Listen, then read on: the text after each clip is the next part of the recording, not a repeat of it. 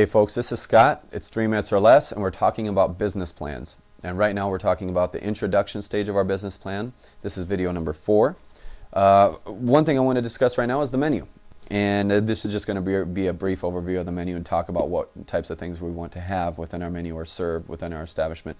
And what we were going to serve was food and beverages to adults, seniors, and families. Now you may be wondering why we chose families within a bar or pub setting.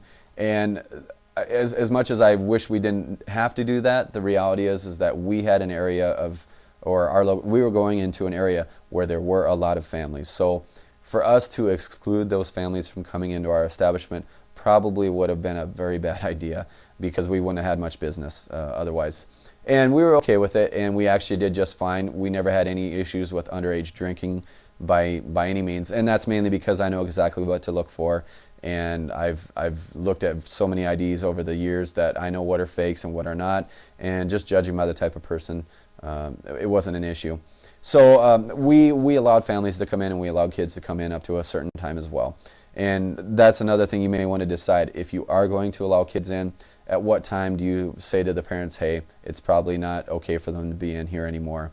Number one, because kids probably shouldn't be up or in a bar, number one, at all, but if they are going to be in a bar or a bar setting, probably only to a certain time.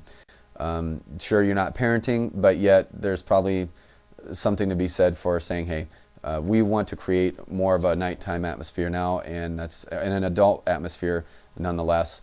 And to do that, you need to get the kids put to bed. So anyway, we didn't have an issue with it, because most parents knew that, hey, it's after 8 or it's after 9 or whatever. It's time for the kids to go.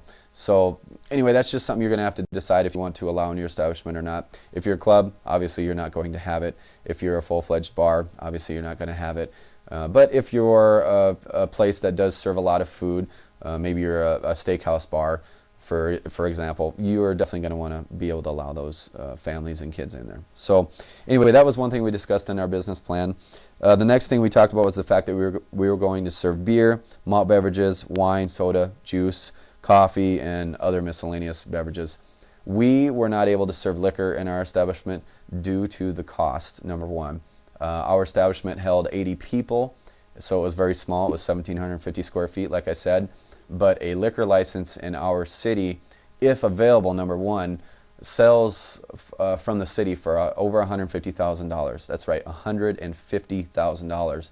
And as it turns out, there weren't any available anyway. So what we would have to do is go to the private market to get one. And I know that those, I've heard rumors going anywhere from $250,000 to $300,000.